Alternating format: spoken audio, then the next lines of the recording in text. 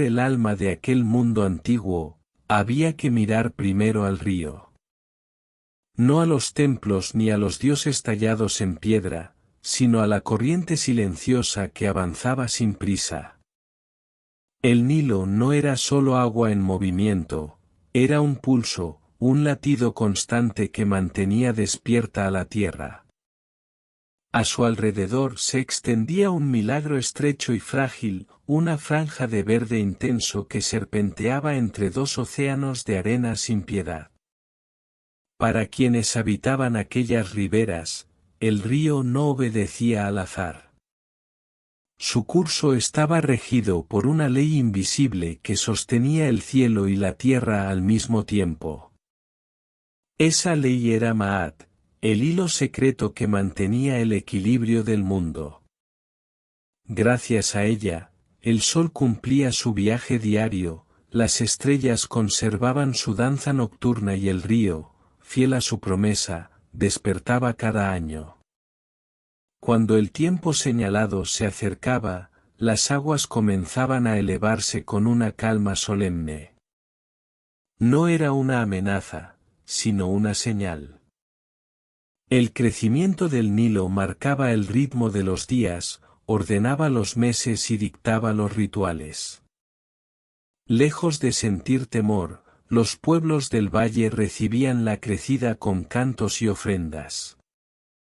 Veían en aquellas aguas oscuras una bendición profunda, un regalo nacido del propio corazón del río. El lodo que traía consigo no era suciedad, sino promesa, una sustancia viva que despertaba a la tierra dormida. La abundancia que brotaba de aquel suelo oscuro era tan poderosa que terminó dándole un nombre sagrado. Lo llamaron la Tierra Negra, el lugar donde todo crecía y se multiplicaba. Allí, las semillas no luchaban por sobrevivir, simplemente respondían al llamado de la vida. Más allá de ese borde fértil comenzaba otro reino, teñido de rojo y silencio. El desierto se extendía como una herida abierta, un territorio ajeno al equilibrio. En sus dominios reinaban las criaturas venenosas, los vientos furiosos y la erosión constante. Mientras el río daba forma al mundo, la arena lo deshacía. Uno alimentaba, el otro consumía. El agua traía nacimientos, la sequedad recordaba los finales. Esa oposición no era una idea lejana, sino una verdad visible en cada horizonte. Por eso los lugares de descanso eterno se levantaban donde la franja verde se agotaba y comenzaba la tierra roja.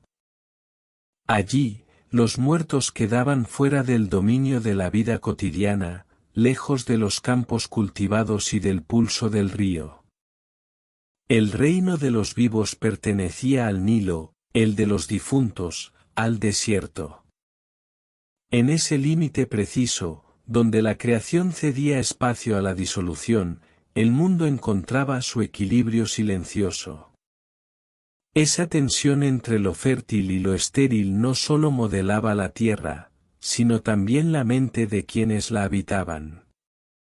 El equilibrio y su amenaza no eran conceptos lejanos, sino una presencia constante en el horizonte. Cada amanecer confirmaba que el orden seguía en pie, cada tormenta de arena recordaba lo fácil que podía quebrarse. Vivían rodeados por esa lucha silenciosa, aprendiendo a leerla en los colores del paisaje. Y ahora, mientras esta historia continúa su curso, es buen momento para detenerse un instante, respirar y dejar que el relato te envuelva por completo, sin prisas, como quien se dispone a escuchar el fluir del río bajo las estrellas. Es curioso pensar cómo voces tan distintas se reúnen bajo un mismo cielo para escuchar una historia antigua.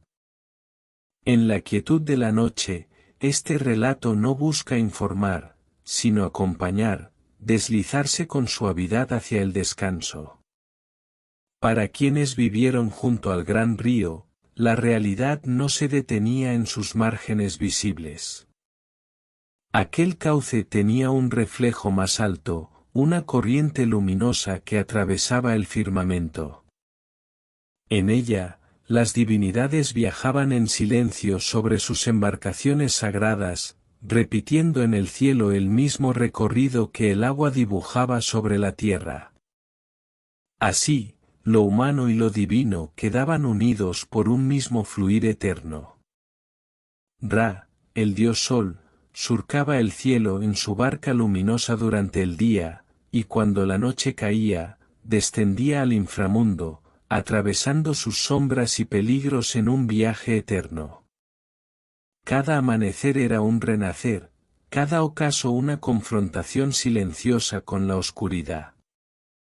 Su recorrido diario no solo dibujaba la luz y el tiempo sobre la tierra, sino que también marcaba el ritmo de la vida misma, el ciclo de la inundación, la crecida del Nilo que aseguraba alimento y sustento. Cuando las aguas del Nilo no crecían como era esperado, no era un simple retraso natural, era un signo de que Maat había perdido fuerza y que el caos se acercaba. La vida entera pendía de un hilo, y cada hombre, cada mujer, sentía esa fragilidad bajo sus pies. Por eso, al pensar en la mitología egipcia, no bastaba con imaginar templos o faraones coronados de oro. Era necesario sentir la tierra negra bajo los pies, escuchar el murmullo del río que se desbordaba y contemplar el desierto al acecho, rojo y silencioso.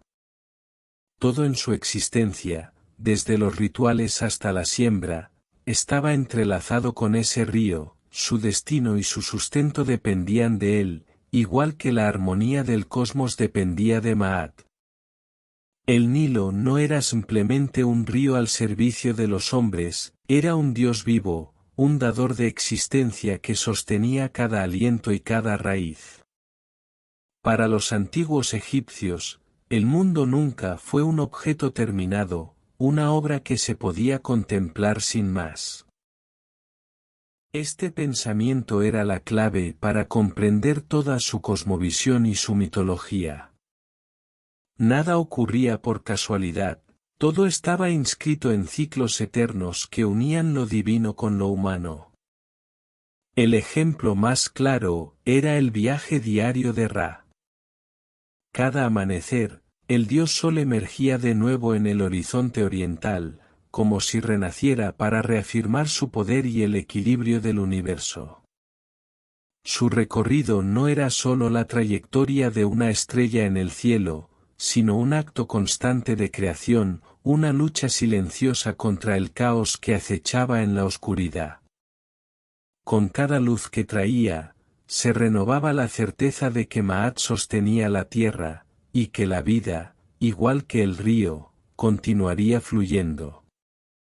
Cuando el día llegaba a su fin y Ra descendía por el horizonte occidental, comenzaba otra travesía igual de crucial, su viaje por el Duat, el inframundo donde la oscuridad y el caos se agolpaban. Allí, la serpiente Apophis aguardaba, un enemigo primordial que buscaba devorar la luz y sumir al mundo en el desorden. Cada noche, Ra debía enfrentarla, librando una batalla silenciosa que determinaba si la vida podría continuar. La victoria del dios Sol no era un hecho trivial ni garantizado, era un recordatorio constante de que el orden y la existencia misma no eran dones permanentes.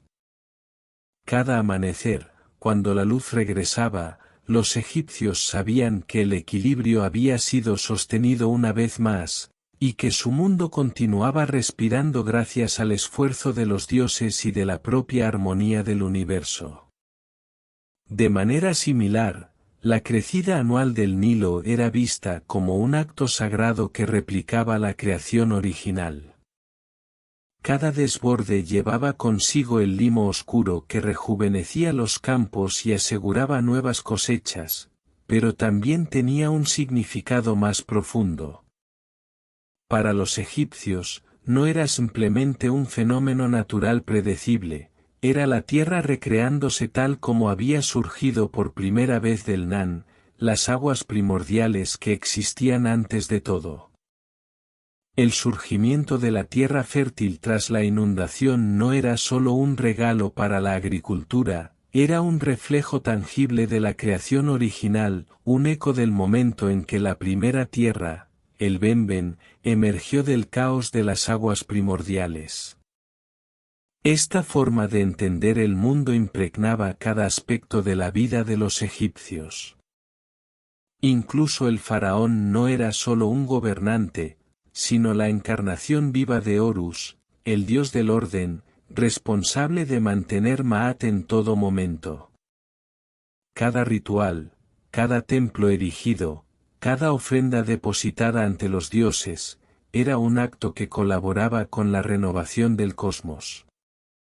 Así, lo humano y lo divino se entrelazaban en un ciclo continuo, recordando que el equilibrio del universo dependía tanto de los dioses como de la acción consciente de los hombres.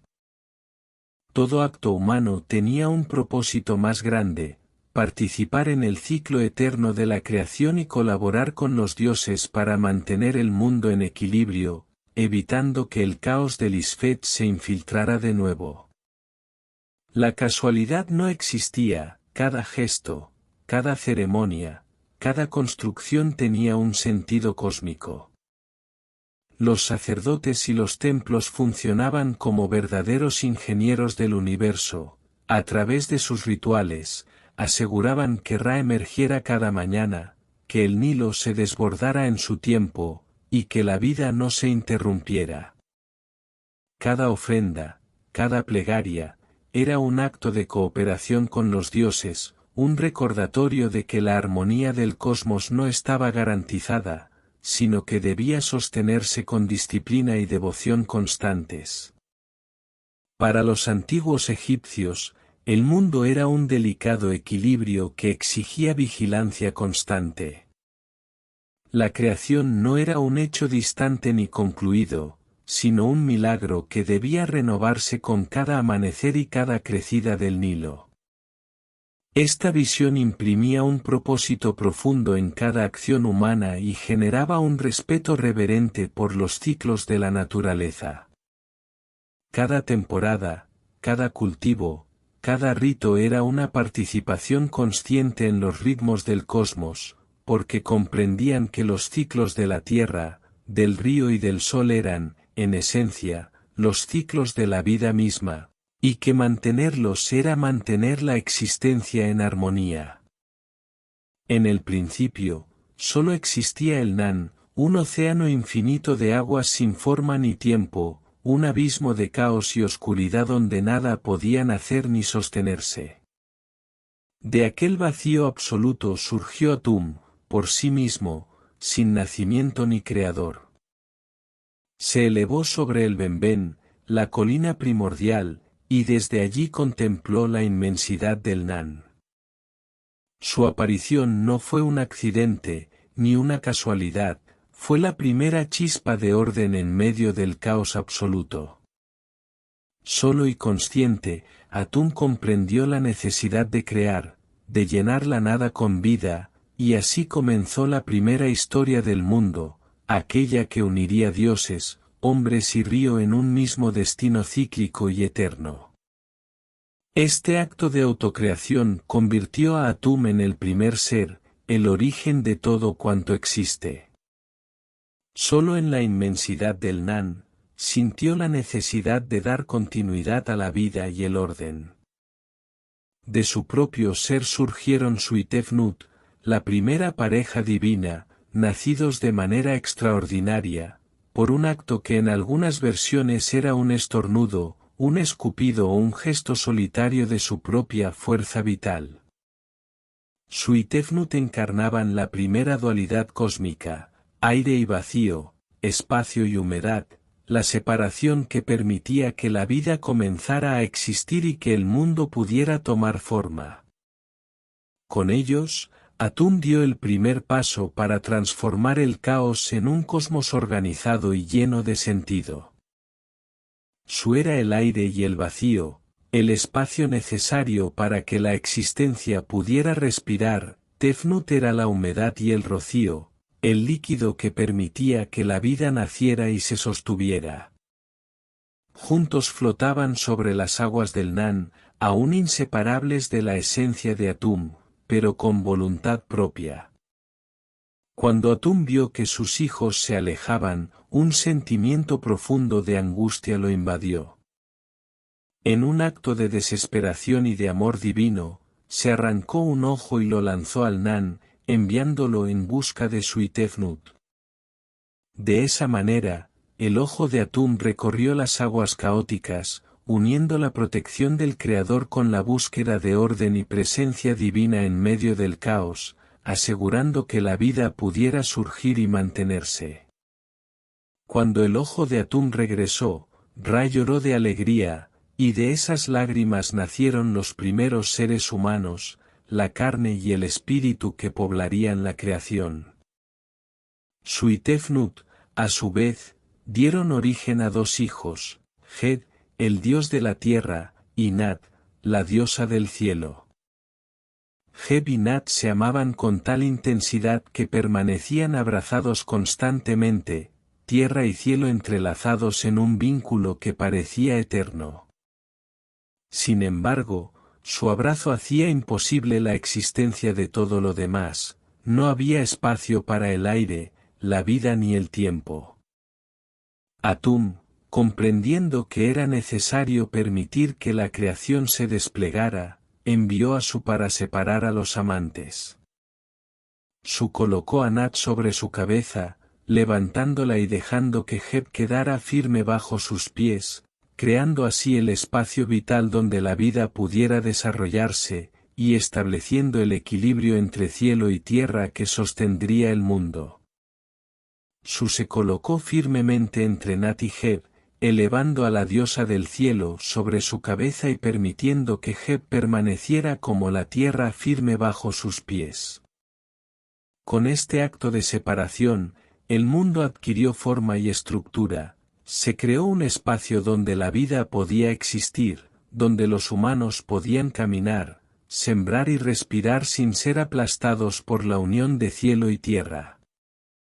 Este momento, la separación de Nat y Heb, se convirtió en uno de los símbolos más poderosos de la mitología egipcia, una imagen del orden que emerge del caos. Entre la tierra de Kebonat y el aire de Su, los ciclos de la naturaleza y de los dioses pudieron comenzar a fluir, dando origen a la armonía que sostenía todo el universo. A pesar de la separación de Nat y Heb, su amor persistió y de él nacieron 4 hijos, Osiris, el gobernante del orden y la vida, Isis, la madre y protectora de la creación, Seth, la fuerza del conflicto y la destrucción, y Neftis, guardiana de los misterios y del más allá. Junto con Atum, Su, Tefnut, Heb y Nat, estos 4 completaron un grupo sagrado de 9 deidades, conocido como la Enéada de Heliópolis. Esta familia divina no era solo un linaje, sino la estructura que sostenía el universo. Cada dios desempeñaba un papel específico en el orden del mundo, en la armonía de la tierra, del cielo y del río, y en la vida de los humanos. La Enéada encarnaba el equilibrio primordial entre creación y caos, recordando que todo en el cosmos estaba conectado y que la existencia dependía de la cooperación entre dioses y mortales.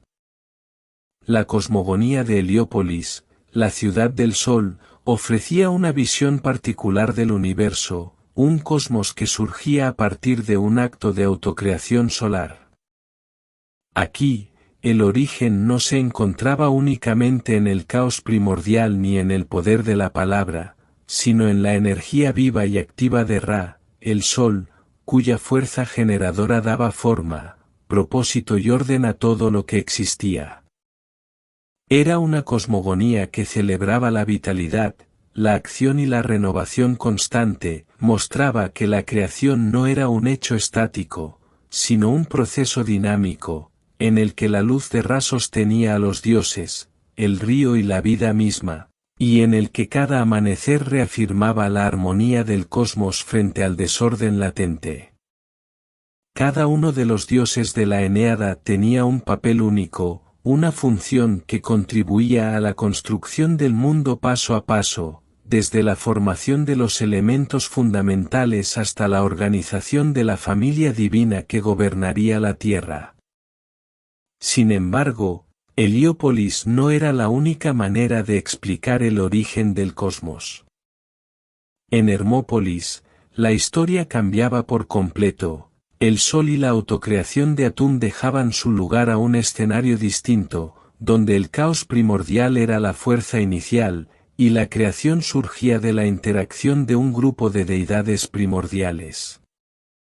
Allí, la existencia no comenzaba con el orden, sino con la fuerza indómita de lo desorganizado, mostrando que el universo podía nacer tanto del equilibrio como del desorden, y que la armonía siempre era el resultado de un proceso en constante tensión. En la tradición de Hermópolis, el origen no partía del orden sino del caos absoluto.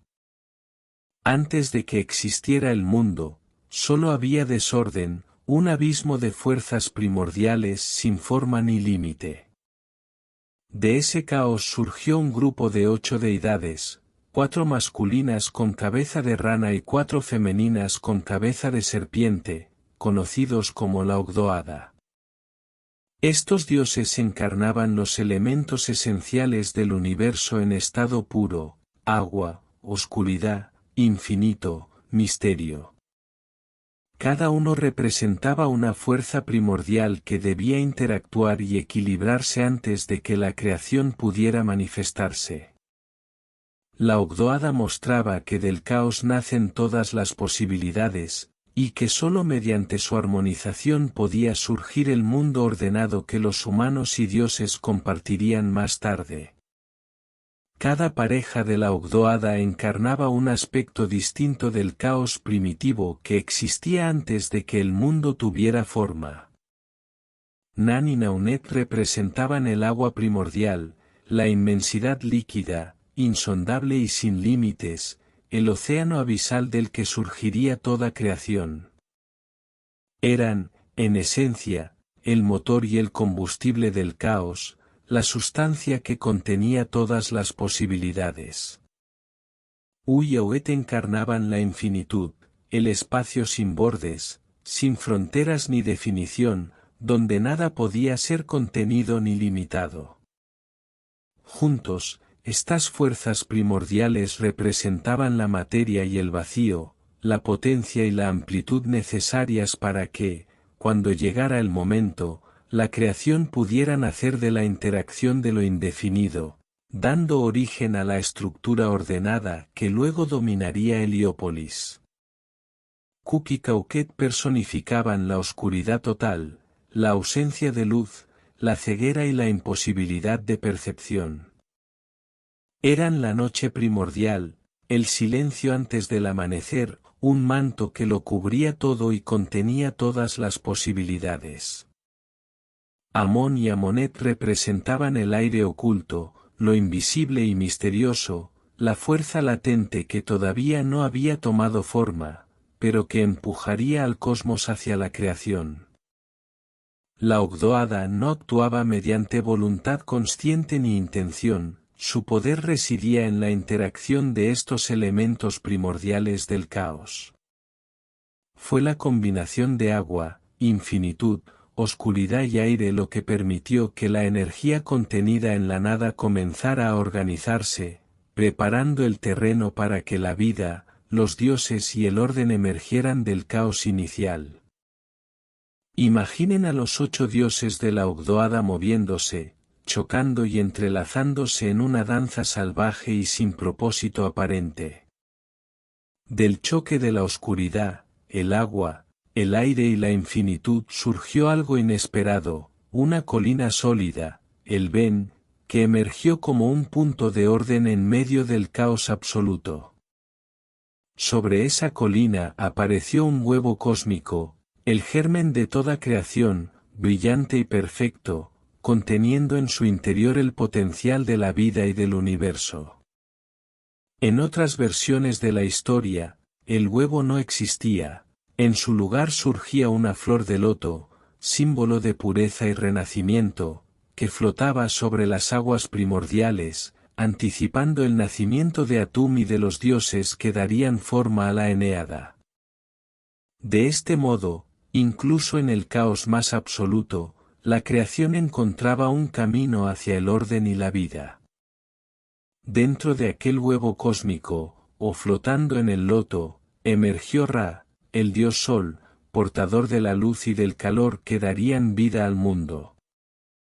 Su aparición transformó por completo la oscuridad primordial del Nan, la luz se extendió, disipando la ceguera y el vacío, y la energía de Ra fue tan intensa que puso fin al caos que había reinado desde siempre. Los 8 dioses de la Ogdoada, habiendo cumplido su propósito, se retiraron silenciosos al reino de los muertos, dejando que el orden se estableciera sobre la tierra y el cielo. Con la llegada de Ra, el universo comenzó a funcionar según leyes, ciclos y ritmos que sostendrían la vida, los ritos y los hombres, recordando que incluso del caos más absoluto puede surgir la armonía, y que la creación es siempre un proceso vivo y cíclico. En algunas versiones, se dice que los dioses de la Ogdoada seguían siendo responsables de que Ra renaciera cada mañana, asegurando que los ciclos del sol, del río y de la vida continuaran sin interrupción. Este mito de Hermópolis pone el énfasis en el caos como la fuerza originaria de todo, mostrando que la creación no surgió de la intención deliberada de un dios, sino como un resultado inevitable de la interacción y el choque de las fuerzas primordiales. La luz, el aire, el agua y la infinitud se encontraron, se entrelazaron y dieron lugar a lo que ahora llamamos universo. Así, los egipcios comprendieron que el orden, la vida y la armonía no eran un regalo garantizado, sino un equilibrio que debía sostenerse continuamente, un ciclo eterno que se renovaba cada amanecer y con cada inundación del Nilo. Es una visión más abstracta y filosófica que la de Heliópolis, donde la creación surgía de la voluntad de Atum, o incluso que la de Hermópolis, centrada en el caos primordial. En Memphis, el caos no se percibe como algo negativo, sino como la fuerza necesaria que, al ser ordenada, da lugar al cosmos. El mundo no nace de una idea consciente, sino de la agitación de la nada, de la energía contenida en lo indeterminado que finalmente se organiza. A diferencia de los mitos de Heliópolis y Hermópolis, que describen actos físicos y concretos, la autocreación de Atum o el choque de la Ogdoada, la cosmogonía de Memphis propone una reflexión más sofisticada.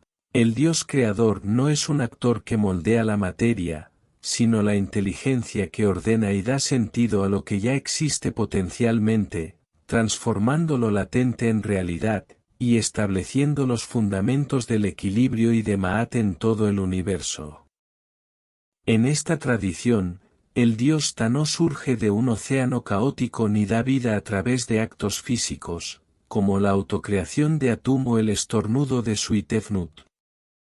En cambio, Ta crea el mundo mediante el intelecto y la palabra, al concebir cada elemento y pronunciarlo, da forma a la realidad y ordena el universo. La creación no es un choque de fuerzas ni un nacimiento espontáneo, sino un acto de pensamiento divino que convierte lo potencial en existencia. Esta visión está inscrita en la piedra de Sabaka, un antiguo artefacto que preserva la transcripción de un texto aún más antiguo, donde se relata cómo Ta, con su sabiduría, da vida a los dioses, al mundo y a los hombres, mostrando que la palabra y el entendimiento son tan poderosos como la acción y la luz en la construcción del cosmos. En este relato, Ta es el Creador Supremo, el origen de todo cuanto existe. Todas las demás deidades, incluida la Ogdoada de Hermópolis y la Eneada de Heliópolis, no son independientes, sino manifestaciones de su poder y pensamiento. Este planteamiento representa un giro teológico radical. Ta se eleva por encima de todos los dioses, no solo como un ser creador, sino como la mente y la palabra que da sentido a todo lo demás. Lo que lo hace único no es solo su capacidad para crear, sino el modo en que lo hace, no mediante actos físicos ni confrontaciones con el caos, sino a través de la concepción y la articulación del cosmos. Con su intelecto y su palabra, Ta organiza el universo, establece Ma'at y garantiza que los ciclos del Sol, del Nilo y de la vida continúen, demostrando que el pensamiento puede ser tan poderoso como la luz o el caos en la creación del mundo. El mito relata que Ta primero concibió el universo en su corazón, considerado el asiento del pensamiento y del intelecto, donde toda idea encuentra su forma antes de manifestarse. Una vez que el mundo estaba claro en su mente, Ta lo articuló con su lengua, pronunciando cada palabra que daría existencia a los cielos, la tierra, los dioses y los hombres.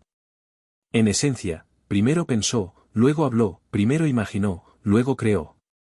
Al pronunciar cada nombre, cada elemento del cosmos cobraba vida.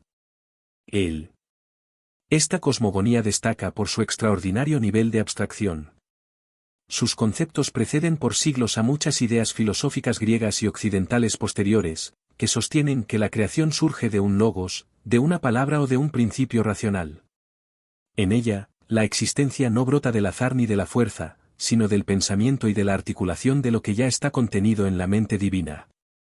Incluso podemos encontrar un eco de esta visión en la famosa frase bíblica, en el principio era el Verbo, que recuerda la idea de que todo lo que existe proviene de la palabra y del intelecto creador, un puente entre la antigua sabiduría egipcia y los conceptos de orden y origen que aún resuenan en la filosofía y la religión posteriores. Mientras que los filósofos presocráticos griegos buscaban un origen material para el cosmos, los sacerdotes de Menfis ya habían concebido un principio inmaterial y absoluto, la mente y la palabra divinas.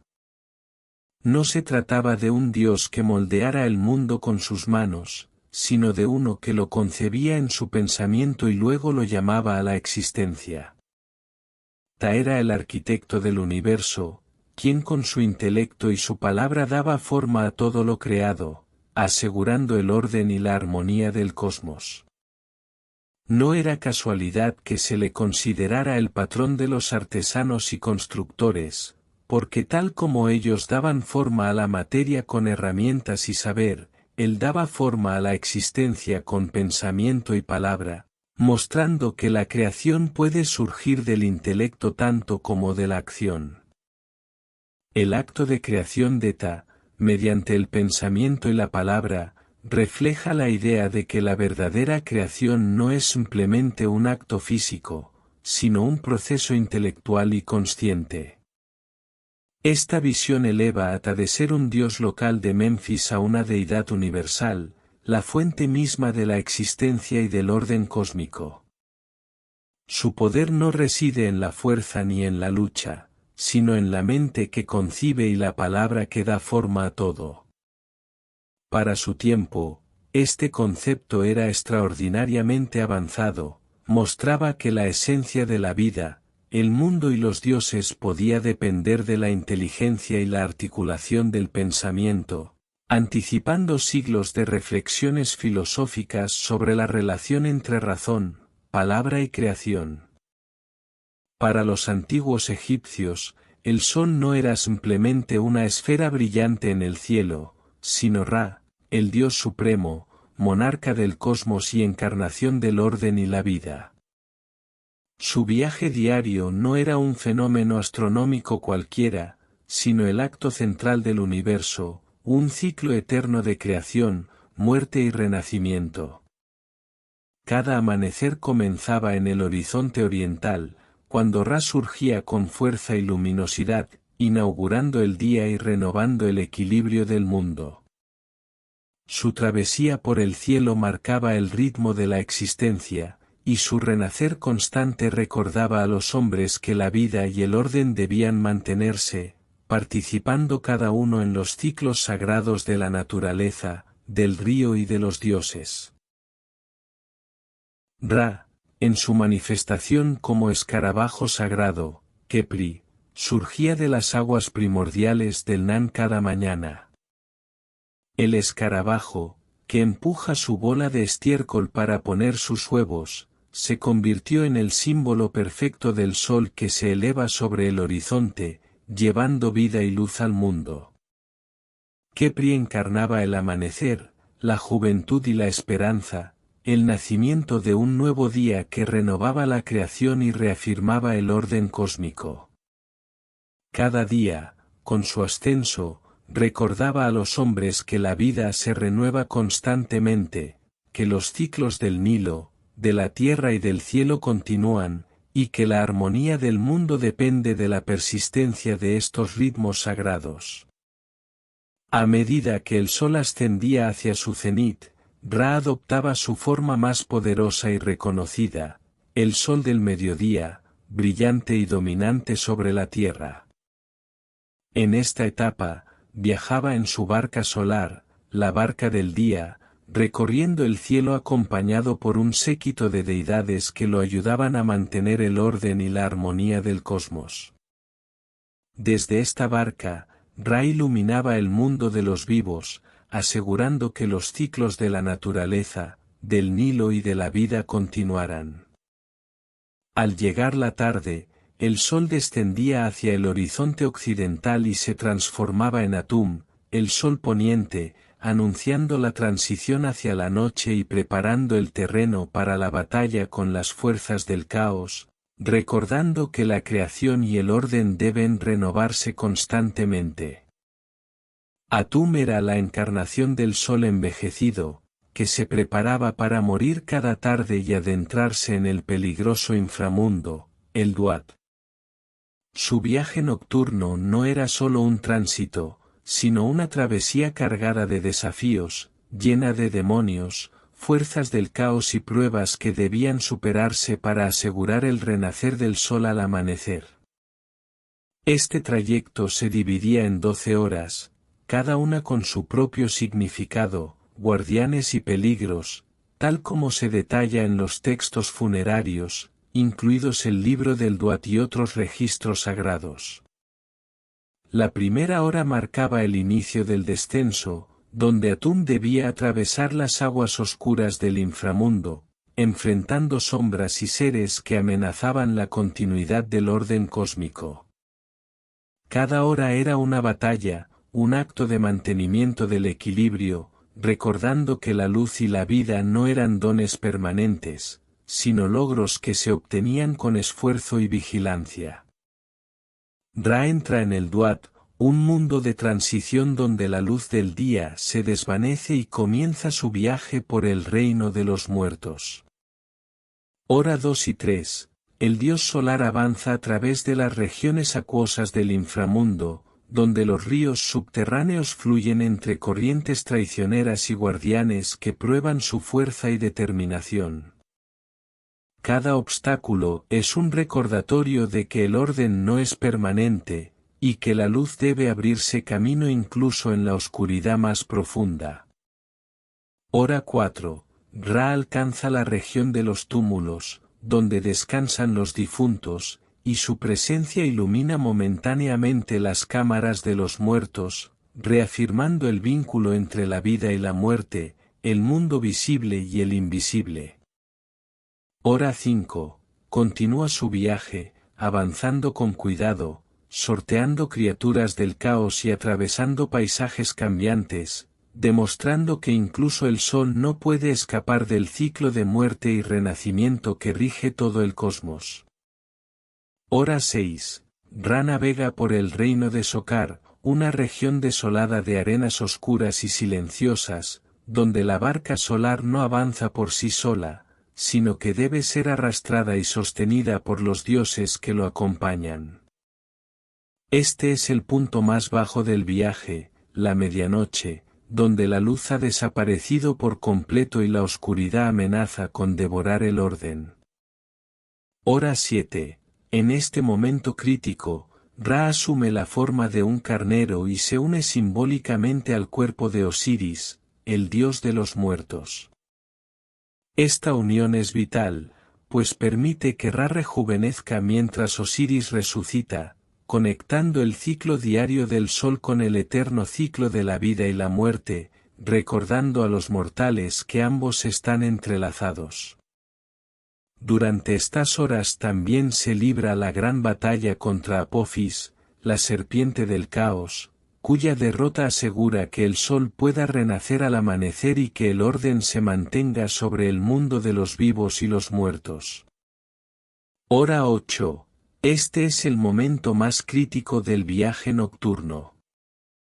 Ra debe enfrentarse a Apophis, la serpiente del caos. Si el dios solar falla, el amanecer no llegaría y el mundo quedaría atrapado en la oscuridad eterna, sin vida ni orden. Horas 9 a 11. Ra continúa su ascenso a través de las regiones finales del Duat, atravesando mares de fuego, desiertos de sombras y enfrentándose a demonios y fuerzas que amenazan la creación. Cada encuentro es una prueba del poder de la luz frente al caos, de Maat frente a Isfet, recordando que la existencia depende de la victoria diaria del orden sobre la destrucción. Hora 12. Finalmente, Ra emerge de las profundidades del inframundo, transformándose nuevamente en el sol naciente. Su luz inunda el horizonte oriental, marcando el comienzo de un nuevo día y asegurando que los ciclos del universo, del Nilo y de la vida continúen, renovando la creación y reafirmando que el orden siempre prevalecerá sobre el caos. Ra emerge finalmente del Duat en el horizonte oriental, renaciendo como Khepri, joven y lleno de energía, listo para iluminar nuevamente el mundo de los vivos. La serpiente del caos, Apophis, que había amenazado con destruir la luz y el orden, es vencida y arrojada de vuelta al abismo, recordando que cada día es una nueva batalla entre Maat y Isfet. Esta lucha no era un simple cuento o mito para los egipcios. Apophis encarnaba las fuerzas del caos que podían amenazar la existencia misma, y la victoria diaria de Ra aseguraba que la creación continuara, que los ríos se desbordaran, que la tierra fuera fértil y que los ciclos del universo siguieran su curso. Así, con cada amanecer, el orden se reafirma, la vida renace y el cosmos se mantiene, recordando que la existencia es un equilibrio constante entre la luz y la oscuridad, la creación y el caos. Este ciclo era el pilar central de la mitología egipcia y reflejaba de manera directa la realidad que los antiguos observaban en su entorno.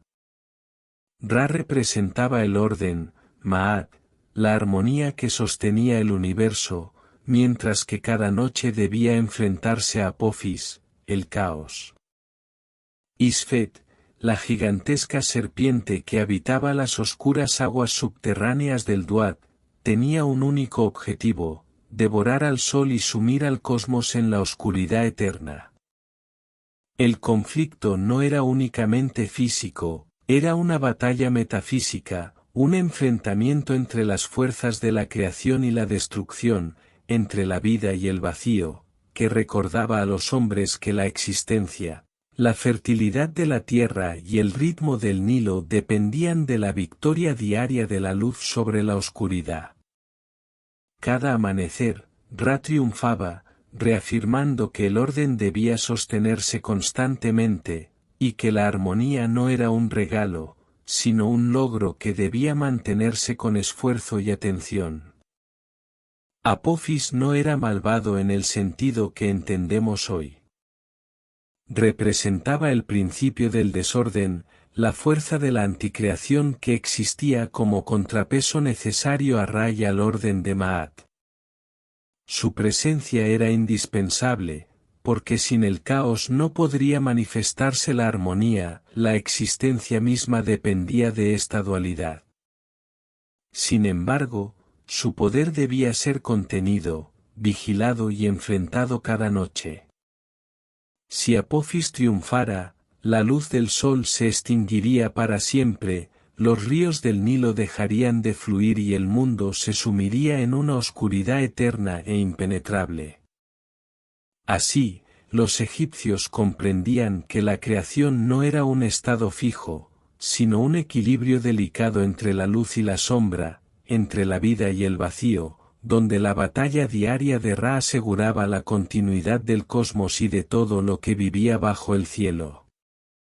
Para ayudar a Ra en su viaje nocturno, los egipcios no permanecían pasivos. La lucha del dios solar era también la suya, y la supervivencia del mundo dependía de su cooperación.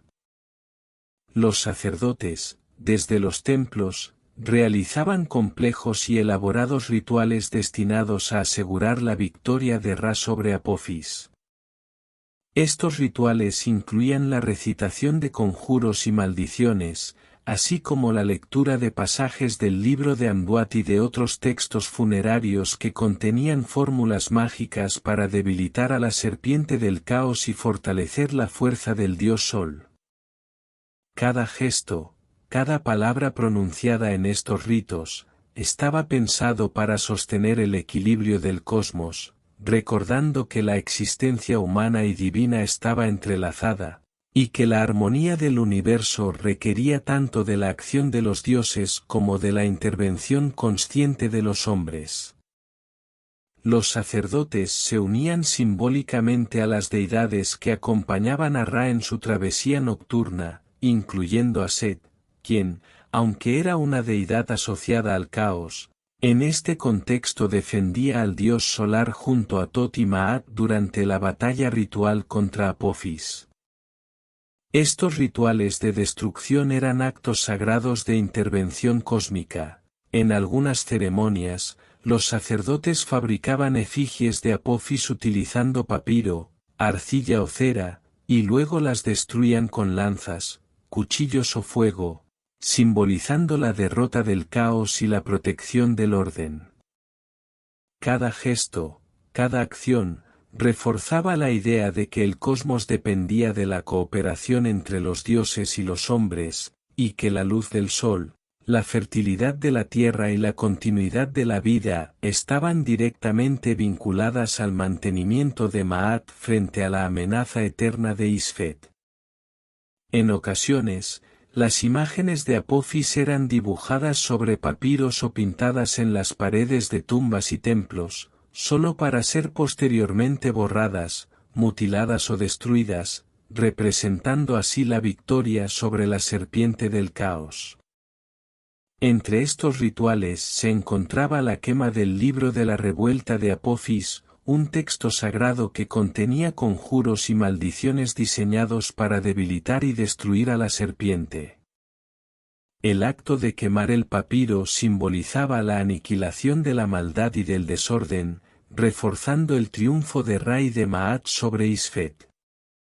Cada gesto ritual recordaba que la existencia del mundo dependía de mantener el equilibrio entre la luz y la oscuridad, y que la cooperación entre los hombres y los dioses era esencial para asegurar que el sol renaciera al amanecer y que la vida continuara en el Nilo, la tierra y el cielo. Estos rituales, realizados en los templos de todo Egipto, no eran simples representaciones teatrales ni actos simbólicos vacíos. Eran auténticos actos de magia ritual, concebidos con la creencia de que podían influir directamente en el universo. A través de ellos, los sacerdotes aseguraban que la barca de Ra pudiera navegar el Duat sin ser devorada por Apophis, que los ciclos del sol se renovaran cada amanecer y que la vida, la fertilidad del Nilo y la armonía de la creación continuaran sin interrupción. Cada conjuro, cada ceremonia y cada gesto ritual reafirmaba la interdependencia entre los dioses y los hombres, recordando que el orden cósmico no era algo garantizado, sino un logro que debía sostenerse con cuidado, dedicación y respeto por las fuerzas que daban forma al mundo. Cada amanecer era una prueba del éxito de Ra y un motivo para la celebración entre los hombres y los dioses. La constante amenaza de la oscuridad no inspiraba miedo, sino un profundo sentido de propósito. Les recordaba que debían colaborar para mantener el orden en un mundo siempre al borde del caos. Con el paso del tiempo, Ra ya no era el dios joven que ascendía vigoroso sobre el horizonte, el rey sol envejecía, y su luz comenzaba a mostrar signos de desgaste. Incluso los humanos, ingratos y olvidadizos, empezaron a murmurar contra él, cuestionando su reinado y conspirando con palabras y pensamientos que, aunque débiles ante su poder, simbolizaban la fragilidad del orden y la necesidad constante de renovación y vigilancia para preservar Ma'at sobre Isfet. Ra, indignado por la traición de los humanos, convocó a los demás dioses, incluido su padre Nan, en busca de consejo. Los dioses le indicaron que debía enviar a su propio ojo como manifestación de su poder para castigar a los rebeldes. Ra se desprendió de su ojo, que adoptó la forma de su hija, la diosa Hathor. Sin embargo, la ira de Ra era tan intensa que Hathor se transformó en una criatura mucho más temible, la diosa leona Sekhmet, cuyo nombre significa la poderosa, encarnando el aspecto más salvaje y destructivo del sol.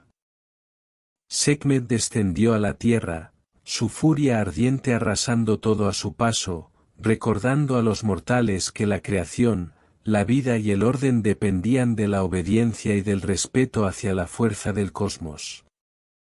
La misión de Sekhmet era clara y aterradora: aniquilar a la humanidad. Al principio, los hombres no comprendieron la magnitud de su error ni la ira que habían despertado. Sekhmet, consumida por la sed de destrucción, comenzó a masacrarlos por miles. Los textos antiguos la describen como un torrente de furia imparable, cuyo aliento era un desierto abrasador y cuya mirada podía marchitar toda forma de vida. Los dioses la observaban desde los cielos, horrorizados ante el poder desatado por la ira de Ra, temiendo que incluso la creación que tanto habían trabajado pudiera ser destruida por la fuerza de la leona solar. Al ver la devastación, Ra se llenó de arrepentimiento, la ira que había desatado con Sekhmet se había salido de control. La masacre era tal que, si continuaba, no quedaría un solo ser humano sobre la tierra. Ra le ordenó detenerse, pero Sekhmet, intoxicada por la sangre y la furia, no podía escuchar la voz de su padre. Ante esta situación, el dios del sol concibió un plan para salvar a la humanidad. Ideó un truco sutil, usando su poder y su sabiduría para calmar la sed de destrucción de Sekhmet, recordándole su propósito y transformando su furia incontrolable en algo que restaurara el orden, sin que la creación fuera aniquilada. Ra ordenó a sus sirvientes preparar una enorme cantidad de cerveza teñida con ocre rojo, de manera que pareciera sangre. La mezcla era tan vasta que se dice que cubrió las planicies de golpe, tiñendo la tierra como un río de rojo brillante. Sekhmet, al ver aquel líquido, creyó que era la sangre de sus víctimas y, dominada por la sed de destrucción, empezó a beber con avidez. Bebió tanto que pronto cayó en un profundo estado de embriaguez, agotada por su propia furia, y finalmente se durmió.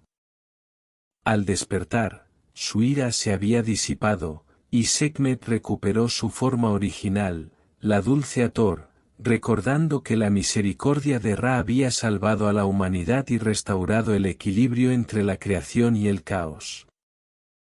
Al despertar, Sekhmet ya no sentía sed ni furia. La humanidad había sido salvada por un hilo, gracias a un ingenioso engaño divino y a una borrachera monumental que calmó la ira de la leona solar. Este mito es un recordatorio de que incluso los dioses podían arrepentirse de sus actos, y que, a pesar de su inmenso poder, el caos no siempre se vencía con fuerza bruta. A veces, la astucia y la sabiduría eran las armas más poderosas. Así, el orden se restauraba, Maat prevalecía sobre Isfet, y los hombres aprendían que su supervivencia dependía tanto de la cooperación con los dioses como de respetar los límites del poder divino.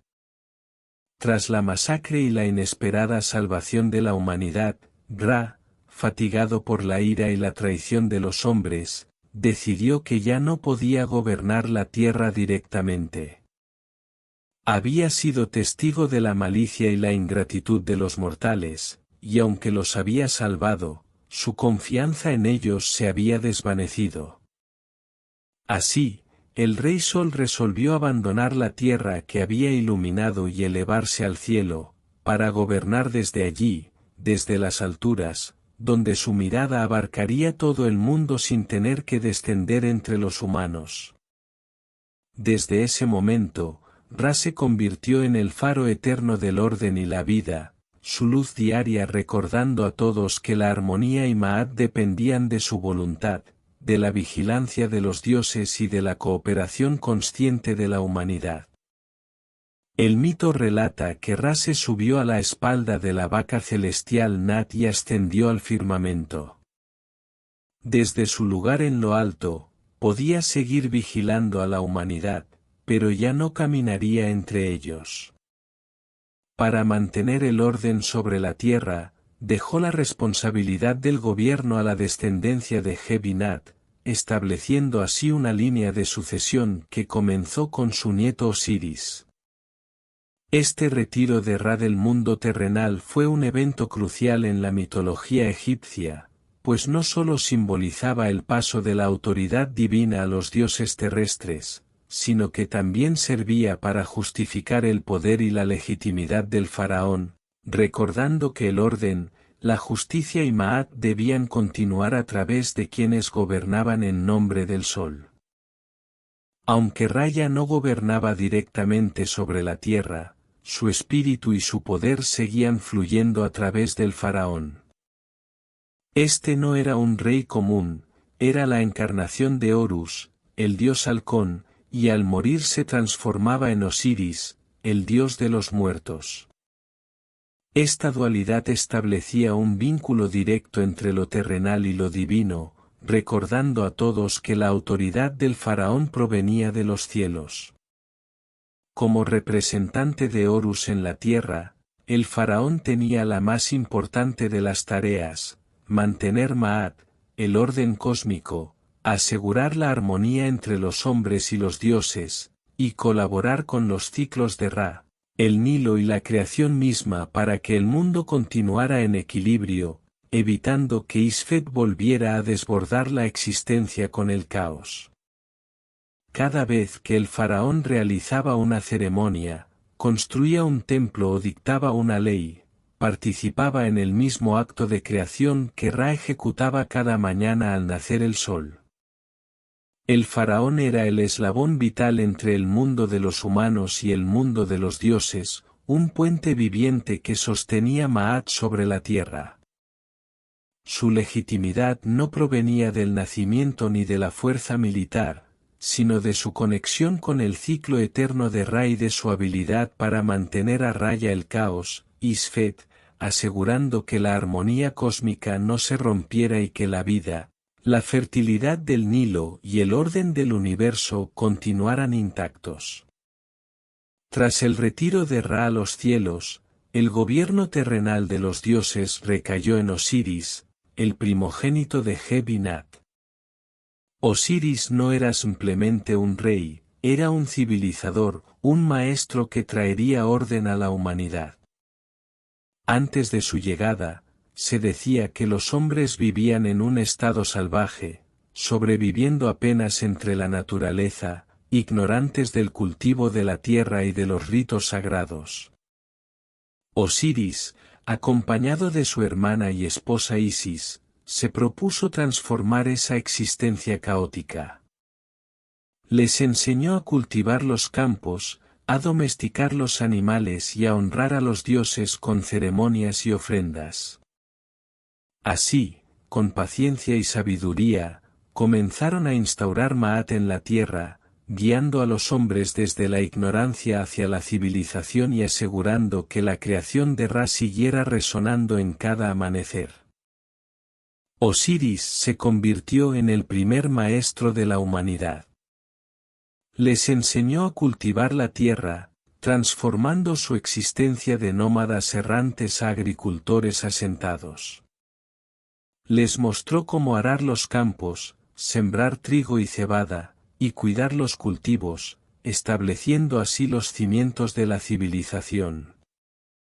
Los mitos relatan que también les enseñó a construir herramientas, a canalizar las aguas del Nilo para regar los campos y a planificar las cosechas, asegurando la prosperidad y el sustento de los hombres.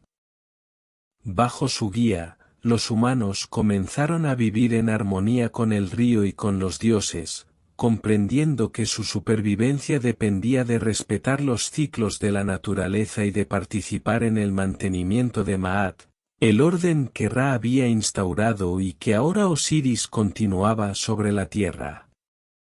Osiris también enseñó a los hombres el arte de la vinicultura y la elaboración de la cerveza, dos elementos fundamentales tanto en la vida cotidiana como en los rituales sagrados. Pero su labor no se limitó al sustento físico, otorgó a la humanidad las leyes y el lenguaje, estableciendo las primeras normas de justicia y orden. Bajo su gobierno, los humanos aprendieron a respetar las normas, a vivir en armonía entre ellos y a honrar a los dioses con ofrendas y ceremonias. Su reinado era tan justo y próspero que Osiris se convirtió en el modelo del rey perfecto, el arquetipo de gobernante que asegura Maat en la tierra, enseñando que el orden y la civilización dependen tanto de la sabiduría como de la obediencia a los ciclos divinos. Osiris era un líder benevolente y sabio, que se ganó el amor y la lealtad de su pueblo. Su gobierno no solo aseguraba la supervivencia física, sino también la armonía social y espiritual, convirtiéndolo en un modelo eterno de rey justo. Su ejemplo recordaba a los hombres que la civilización y el orden dependen de la cooperación con los dioses y del respeto a los ciclos divinos. En este relato, mientras comparto estas historias milenarias, espero que sientas la misma fascinación que millones de personas de todo el mundo, una conexión silenciosa con quienes aman las noches, el conocimiento y el misterio de la existencia. Porque conocer la historia de los dioses, los ciclos de Ra y la sabiduría de Osiris es también una forma de conocerse a uno mismo y aprender a vivir mejor, entendiendo que la vida es un equilibrio constante entre orden y caos, entre creación y renovación. Conocer la historia es fundamental para no repetir los errores del pasado. Por eso, tómate un instante para compartir este conocimiento con otros, para que también puedan maravillarse con las historias de los dioses, los ciclos de Ra y la sabiduría de Osiris. Incluso un simple gesto de gratitud, un reconocimiento sincero, es recibido con infinito aprecio, porque el verdadero valor está en compartir este momento y aprender juntos. Ahora sí, continuemos con el relato, sumergiéndonos una vez más en los misterios del Nilo, los dioses y la humanidad, en esa danza eterna entre el orden y el caos que ha definido el mundo desde el principio de los tiempos. Después de civilizar Egipto, Osiris emprendió un viaje por el mundo, llevando el conocimiento, la agricultura y la sabiduría a otras tierras. Mientras tanto, dejó a Isis como regente, asegurando que su obra continuara. Bajo su liderazgo, el reino disfrutó de una era dorada de paz, prosperidad y armonía, un tiempo en el que los hombres aprendieron a vivir en equilibrio con los dioses y la naturaleza. Este periodo de benevolencia y orden se recuerda como la primera edad de oro de la humanidad, el fundamento sobre el que se construirían todas las generaciones futuras, recordando que el conocimiento, la justicia y el respeto por el cosmos son la base de la civilización y del equilibrio eterno entre Maat e Isfet. Osiris se convirtió en el símbolo de la vida misma, el crecimiento de la tierra, la fertilidad de los campos y el orden que solo podía existir gracias al Nilo.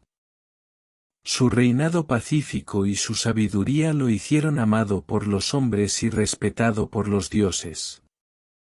Pero este éxito y popularidad despertaron una envidia profunda en su hermano menor, Seth. A diferencia de Osiris, Seth era un dios del desierto, de la violencia, del caos y de la destrucción. Mientras Osiris representaba Maat, la armonía y la civilización, Seth encarnaba Isfet, el desorden y la fuerza salvaje de la naturaleza inhóspita. Así se tejía la inevitable tensión entre los hermanos, un conflicto que no solo afectaría a los dioses, sino que marcaría el destino de toda la humanidad y pondría a prueba el equilibrio del mundo que Osiris había instaurado. Mientras Osiris representaba la calma y el orden del Nilo, Set encarnaba el calor abrasador del desierto, la tormenta de arena que arrasa y destruye todo a su paso. La envidia de Set se transformó en un odio profundo y consumado. El mito más conocido sobre esta traición narra cómo Set concibió un plan para asesinar a su hermano. Hizo construir un cofre exquisito, con las medidas exactas de Osiris, adornado con incrustaciones de oro, piedras preciosas y símbolos de la eternidad, un objeto que combinaba belleza y engaño, destinado a encerrar al dios del orden y poner fin a su reinado sobre la tierra. Luego, durante un banquete celebrado en honor de Osiris, Set presentó el cofre como un regalo especial. Anunció que aquel que encajara perfectamente dentro podría quedárselo. Uno a uno, los invitados intentaron acomodarse, pero ninguno logró llenar el espacio con exactitud. Cuando llegó el turno de Osiris, confiado e inocente, se recostó en el interior del cofre, sin sospechar la trampa que su hermano había preparado con astucia y malicia. En ese instante, Set y sus secuaces se abalanzaron sobre el cofre, cerrando la tapa y sellándola con plomo fundido. Luego lo arrojaron al Nilo, enviando al rey y a la esperanza de Egipto río abajo, con la intención de que ni el cofre ni el cuerpo de Osiris fueran jamás encontrados. Pero la astucia y malicia de Set no se detenían ahí, su plan estaba lejos de completarse. Había desatado un torbellino de caos que pondría a prueba la fidelidad de los dioses y la fuerza del amor y la devoción de Isis, su hermana y esposa, cuyo papel sería decisivo para restaurar el orden que Osiris había instaurado. Para asegurarse de que Osiris no pudiera regresar ni encontrar la paz en el más allá, Set recuperó el cofre y abrió el ataúd. Con brutal intención, desmembró el cuerpo de su hermano en 14 partes, dispersándolas por todo Egipto para que nunca pudieran reunirse. Este acto no era simplemente un asesinato, era Isfet encarnado, el caos puro desatado contra el orden, un intento deliberado de romper Maat y sumir al mundo en la anarquía, donde el Nilo dejaría de nutrir la tierra y la civilización volvería al abandono. Al desmembrar el cuerpo de Osiris, Set no solo buscaba acabar con el rey, sino con todo lo que él había creado. La fragmentación del cuerpo reflejaba la disolución del orden que Osiris había instaurado sobre la tierra. Su asesinato se convirtió en un cataclismo, un golpe directo a la Maat que sostenía la vida y la civilización. La noticia llegó a Isis, quien, desesperada y con el corazón destrozado, emprendió una búsqueda incansable. Determinada, recorrió cada rincón de Egipto, enfrentando peligros y obstáculos, con el objetivo de recuperar los 14 fragmentos de su amado esposo y restaurar la integridad de su cuerpo, símbolo del orden y la vida. Con este asesinato, el reino de los dioses quedó marcado por la traición, dando inicio a una de las sagas más emotivas y profundas de la mitología egipcia, una historia de amor, venganza y resurrección. Tras el terrible crimen de Set, el mundo entero se sumió en el caos, las tierras dejaron de florecer y la armonía se quebró. Sin embargo, una diosa, con el corazón desgarrado y una voluntad de hierro, se negó a aceptar la derrota. Isis, con su amor y su astucia, emprendió la ardua tarea de restaurar la vida de Osiris y devolver el equilibrio a la tierra, desafiando al caos que Set había desatado y mostrando que incluso en la oscuridad más profunda, la esperanza y la fuerza del amor podían prevalecer. Isis, la gran hechicera y diosa del trono, emprendió una búsqueda incansable y dolorosa. Su misión era recuperar cada uno de los 14 fragmentos del cuerpo desmembrado de su amado esposo, Osiris. Los mitos cuentan que, transformada en un milano, un ave de presa que simbolizaba la protección y el luto, surcó los cielos de Egipto, desde el delta hasta el sur, sobrevolando ríos, desiertos y colinas, hasta localizar cada pedazo disperso. Cada vuelo era un acto de devoción y magia, pues Isis no solo buscaba reconstruir un cuerpo, sino restaurar el orden, la vida y la esperanza que Set había intentado destruir. Mientras volaba, Isis lloraba por su amado, y de sus lágrimas brotaron las aguas del Nilo, llenando los canales con el profundo dolor de su pérdida.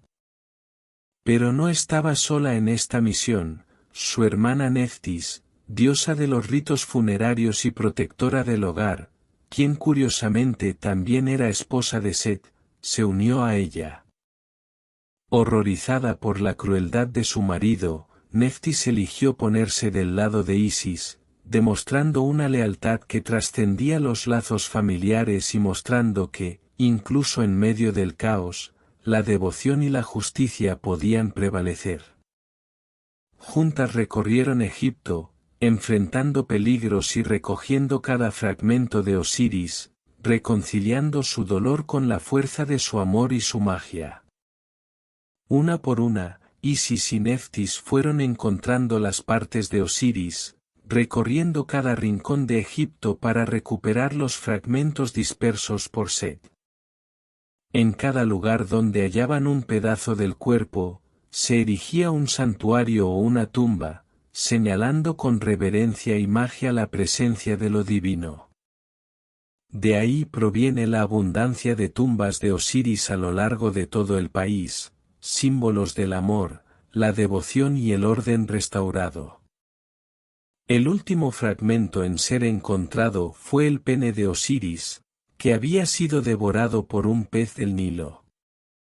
Isis, usando su magia y conocimiento de los secretos de la vida y la muerte, logró reconstruir incluso esta parte, completando así el cuerpo del dios y preparando el camino para su resurrección. No pudieron recuperar el fragmento perdido, pero la magia de Isis era tan poderosa que pudo moldear un sustituto de arcilla. Este detalle es crucial, el cuerpo de Osiris no estaba completo, pero la fuerza y el arte de la diosa hicieron que eso no importara. Con su hechicería, la esencia y el poder del dios pudieron ser restaurados, demostrando que la voluntad divina podía superar incluso la fragmentación de la carne. Este acto convirtió a Isis en la madre y esposa protectora por excelencia, la que desafía a la muerte, que protege y restituye la vida, y que se erige como el ejemplo supremo del amor capaz de vencer al caos.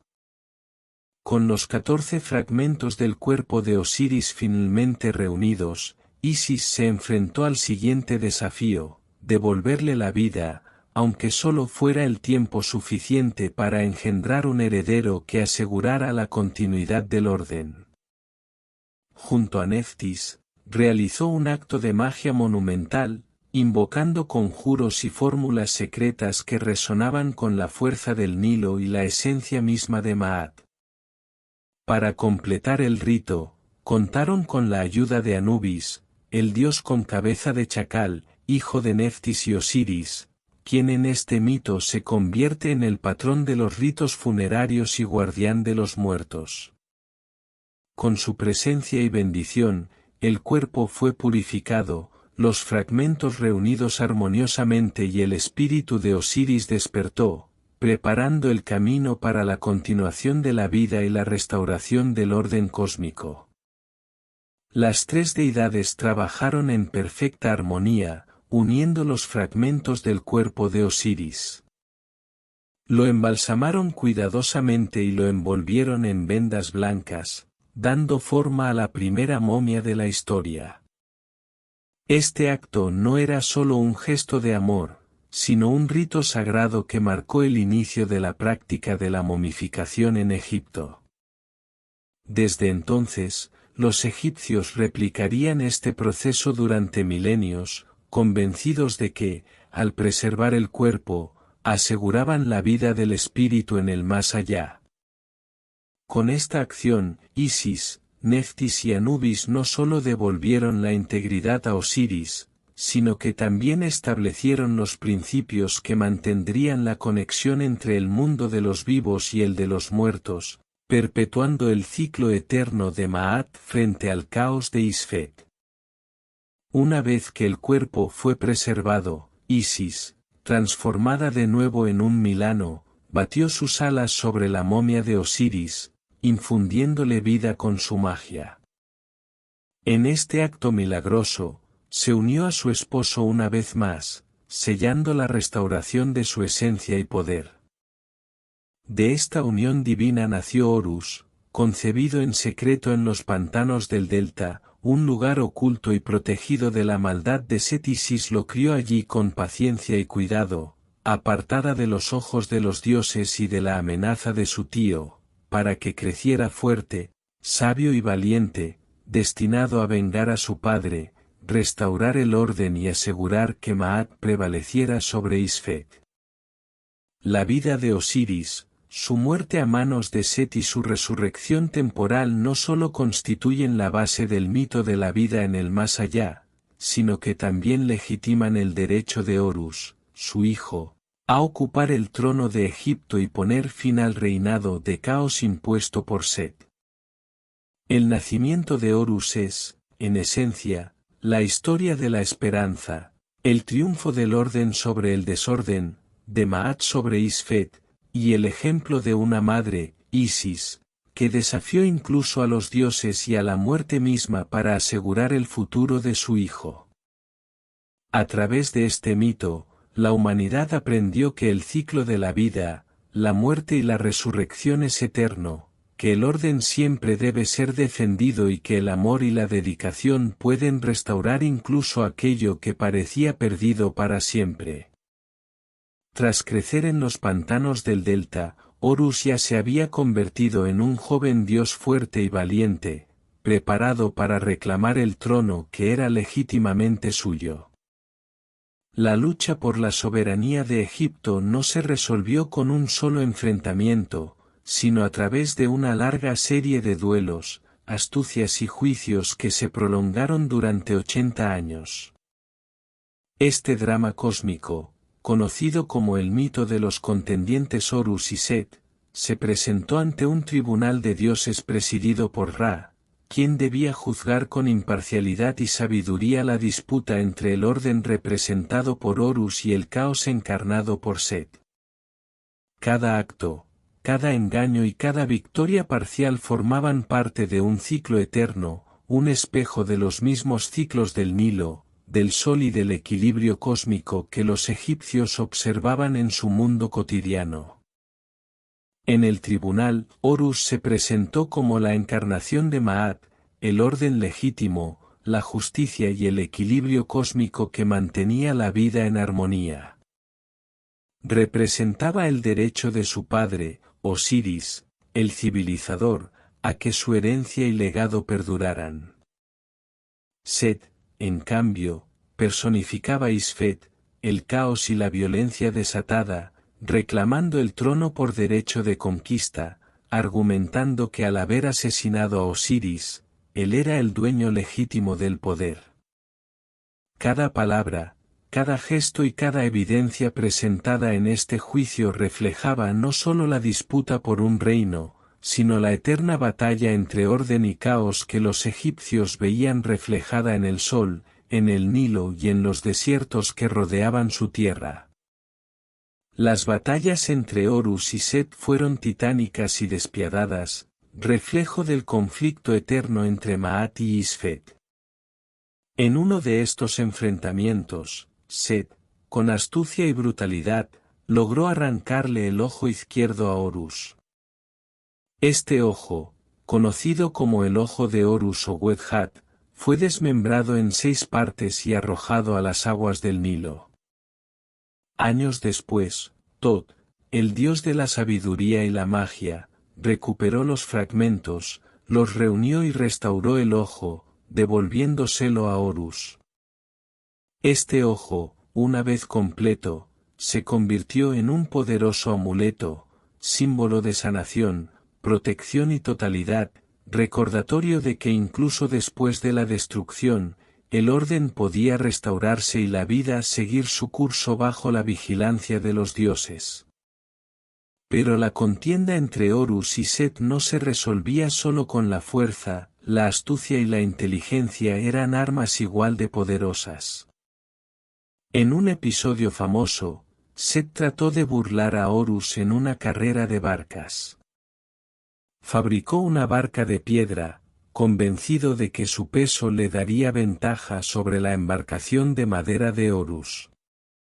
Sin embargo, apenas tocó las aguas, la barca de Set se hundió, provocando la burla de los otros dioses y demostrando que la fuerza bruta, sin sabiduría, no podía prevalecer sobre el orden. Cada engaño y cada prueba no era solo un juego, sino una manifestación del eterno conflicto entre Maat y Isfet, un reflejo de los ciclos del Nilo, del sol y de la vida misma. En otra ocasión, Set intentó humillar a Horus ante todos los dioses, buscando demostrar su superioridad y minar la legitimidad del joven dios. Sin embargo, Thoth, el sabio dios de la escritura y la magia, intervino, brindando a Horus consejos y argumentos que defendieran su derecho al trono. La disputa dejó a los dioses divididos, incluso Ra, el dios del sol y del orden, se mostró inclinado hacia Set en ciertos momentos, reconociendo no solo su fuerza, sino también su papel como manifestación del sol abrasador del mediodía, un poder que podía tanto destruir como imponer respeto. Este conflicto reflejaba la dualidad inherente al universo, el equilibrio entre creación y destrucción, entre Maat y Isfet, que debía ser constantemente negociado y protegido. El caos de Set, aunque temible y destructivo, no podía ser ignorado, era parte del equilibrio del universo, un recordatorio de que Maat solo existía frente a Isfet. Sin embargo, Isis no se rindió. Con su astucia y su magia, logró influir sobre los otros dioses, manipulando incluso a Ra para que reconociera la legitimidad de Horus. El tribunal, cansado de la prolongada contienda y de los engaños de Set, buscó finalmente una solución definitiva. En medio de la confusión, un dios permaneció firme, actuando como mediador y protector de la justicia, recordando a todos que el equilibrio no se obtiene solo con fuerza, sino con sabiduría, paciencia y respeto por la Ma'at que sostiene el cosmos. Tot, el dios de la escritura, la sabiduría y la magia, desempeñaba un papel fundamental en el juicio de los dioses. No era un mero registrador de hechos, era el escriba divino, el custodio de la verdad y el árbitro de la justicia cósmica. A lo largo del conflicto entre Horus y Set, Tot se mantuvo como la voz de la razón, el que recordaba a los dioses la importancia de la Ma'at y la necesidad de que el orden triunfara sobre el caos. Cada palabra que escribía y cada consejo que ofrecía influían directamente en el destino del trono de Egipto y en el equilibrio del universo, demostrando que la sabiduría podía ser tan poderosa como la fuerza en la lucha entre orden y desorden. Tot intervenía continuamente para desenmascarar los engaños de Set, restaurar el ojo de Horus, y sobre todo, preservar la Ma'at en el tribunal divino. Su papel no se limitaba a registrar palabras, era el garante de la justicia cósmica, asegurándose de que cada evidencia, cada testimonio y cada argumento fueran escuchados y evaluados con equidad. Sin la mediación de Tot, aquel juicio habría degenerado en un enfrentamiento caótico y violento, una verdadera pelea de barriadas entre dioses, poniendo en peligro no solo el trono de Horus, sino también el delicado equilibrio del universo. Su sabiduría mantenía la balanza firme, recordando que el orden no podía depender solo de la fuerza, sino de la verdad y la justicia. La presencia de Tot confería legitimidad y peso a cada palabra pronunciada en el tribunal de los dioses. Tras 80 años de conflictos, engaños y duelos, la paciencia y la justicia triunfaron finalmente. La balanza se inclinó a favor de Horus. Set, aunque encarnaba un poder necesario del desierto y del caos, no podía gobernar con Ma'at, solo Horus, heredero legítimo de Osiris y guardián del orden, estaba capacitado para reinar con justicia y sabiduría, asegurando que la luz del sol siguiera brillando sobre Egipto y que el equilibrio cósmico perdurara. Horus era la encarnación del orden, el heredero legítimo de Osiris y el vengador de su padre. Seth, aunque derrotado, no fue destruido, su poder seguía siendo necesario. Se le asignó un lugar en la barca solar de Ra, donde continuaría su función como defensor del sol, enfrentándose cada noche a la serpiente Apophis. Así quedó establecido que el caos nunca podía ser erradicado, solo contenido y equilibrado por la Ma'at. Con la victoria de Horus, el orden cósmico se reafirmó y, al mismo tiempo, se legitimó el poder del faraón en la tierra, asegurando que la humanidad viviera bajo la protección de los dioses y la guía de la justicia. Horus se convirtió en el arquetipo del rey viviente, el modelo que todo faraón debía emular. Cada nuevo monarca que ascendía al trono asumía la encarnación de Horus, heredero del orden y defensor de Ma'at, trayendo paz, prosperidad y estabilidad al reino de los vivos. Al morir, el mismo faraón pasaba a encarnar a Osiris, señor del inframundo y guardián del ciclo eterno de la vida y la muerte. Esta dualidad no solo legitimaba el poder terrenal, sino que establecía el ciclo perfecto del gobierno divino, nacimiento, reinado y renacimiento, recordando a todos que el orden y la vida dependen del equilibrio entre lo visible y lo invisible, entre la luz del sol y la sombra del Duat. El faraón viviente encarnaba el orden sobre la tierra, mientras que el faraón fallecido representaba el orden en el más allá. El conflicto entre Horus y Seth no solo resolvió la cuestión de la sucesión divina, sino que se convirtió en el mito fundacional de la legitimidad política de los faraones. Más allá de la política, esta historia perdura como un relato eterno sobre la victoria de la justicia sobre el caos, sobre la necesidad de equilibrio entre la luz y la oscuridad, entre la creación y la destrucción, recordando a todos que el orden no es un regalo permanente, sino una responsabilidad que debe mantenerse con vigilancia y sabiduría. El mito de Osiris y Horus no era simplemente un relato fascinante, era la piedra angular de la autoridad política en el antiguo Egipto. El faraón no se concebía como un mero gobernante humano, su existencia estaba entrelazada con lo divino. Cada acción del monarca, cada decreto, cada ceremonia, era una extensión de la voluntad de los dioses y un acto para mantener Maat sobre la tierra. Sin esta conexión, la vida misma del reino se veía amenazada, pues el equilibrio entre orden y caos dependía de su encarnación de Horus en la tierra, tras su muerte, de Osiris en el más allá. La realeza egipcia se sostenía en esta teología dual, un sistema que aseguraba que el ciclo eterno del sol, del Nilo y de la vida continuara sin interrupción, recordando a todos que la existencia humana estaba siempre bajo la mirada y el cuidado de los dioses. El faraón era considerado la encarnación de Horus, el dios halcón, hijo de Osiris y vengador de su padre. Horus representaba el orden, la justicia y el poder legítimo sobre la tierra. Al subir al trono, el faraón asumía no solo un título, sino una responsabilidad sagrada, mantener Maat, el equilibrio cósmico que sostenía al mundo. Cada ceremonia, cada templo erigido, cada ley dictada, era un acto que replicaba el ciclo eterno de los dioses. Esta civilización no solo levantó monumentos para la eternidad, creó una mitología para guiar las almas hacia ella.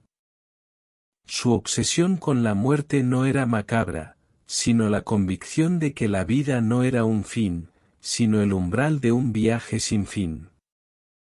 En el Nilo, en los ciclos del sol, en la resurrección de Osiris, vemos la búsqueda de propósito, belleza y equilibrio en un mundo siempre al borde del caos. Al final de este largo recorrido, queda la imagen de un pueblo que supo unir lo terrenal con lo divino, un río que se convierte en Dios, un faraón que encarna la justicia, y un corazón que, al ser pesado contra la pluma, decide el destino de un alma. Espero que este relato haya calmado tus pensamientos y te haya transportado por un instante al universo de los dioses egipcios. Esto es El Cuentista Nocturno, tu compañero en las noches de insomnio. Si el viaje te ha gustado, deja tu like y únete a nuestra comunidad de exploradores del tiempo. Gracias por escuchar, y hasta la próxima aventura entre mitos y memorias. Su legado, recuperado tras milenios, nos invita a un último viaje por el Nilo, un recorrido por un mundo de dioses y hechizos que, como las pirámides, se niega a ceder al olvido. La mitología egipcia no permaneció enterrada, su fascinación por la vida, la muerte y el más allá la ha transformado en una fuente inagotable de inspiración para la cultura moderna, del cine de Hollywood a los videojuegos y la literatura. Su poder es tan inmortal como sus deidades. En la pantalla, la figura del faraón y la maldición de las momias se convirtieron en un género propio, filmes como La momia, 1932, y sus remakes contemporáneos. Aunque a menudo deforman los mitos para entretener, popularizaron a figuras como Anubis y fijaron la momificación como un icono inconfundible de la antigüedad. La saga de la resurrección de Osiris y la venganza de Horus se erige como un arquetipo eterno, repetido a través del tiempo. En la literatura, estos mitos han nutrido la fantasía y la ciencia ficción. Autores como Rick Riordan, en las Crónicas de Kane, han revivido estos relatos, ofreciendo a nuevas generaciones la magia, la sabiduría y la eternidad de los dioses egipcios. En estos libros, los dioses y los demonios de Egipto cruzan los velos del tiempo y se enfrentan a los desafíos del mundo moderno. El viaje al inframundo, el Duat, sigue vivo como tema recurrente en la fantasía contemporánea. Los videojuegos han bebido de esta fuente sagrada. Franquicias como Assassin's Creed Origins no solo reconstruyen los templos y monumentos con precisión divina, sino que integran a los dioses y sus mitos en la experiencia del jugador. El viajero virtual puede recorrer los sagrados recintos de Amon-Ra, contemplar cómo los mortales practicaban su fe y participaban de los ritos cotidianos. Juegos de cartas como Yu-Gi-Oh elevan a los dioses egipcios como las fuerzas supremas del tablero, recordando su poder ancestral. En el arte contemporáneo, la iconografía egipcia sigue iluminando el mundo, el ojo de Horus protege y guía, las pirámides y los sarcófagos evocan misterio y fuerza. La fascinación por Egipto radica en la perfección de su cosmos. Cada acto, cada rito, cada símbolo tenía un propósito universal. La cultura moderna, pese a los milenios, sigue hallando en el Nilo y sus mitos un pozo de sabiduría y un faro para explorar los enigmas de la vida, la muerte y el destino. Si el viaje por la mitología egipcia ha sido extenso, es porque la historia de los faraones y sus dioses no era mera narración.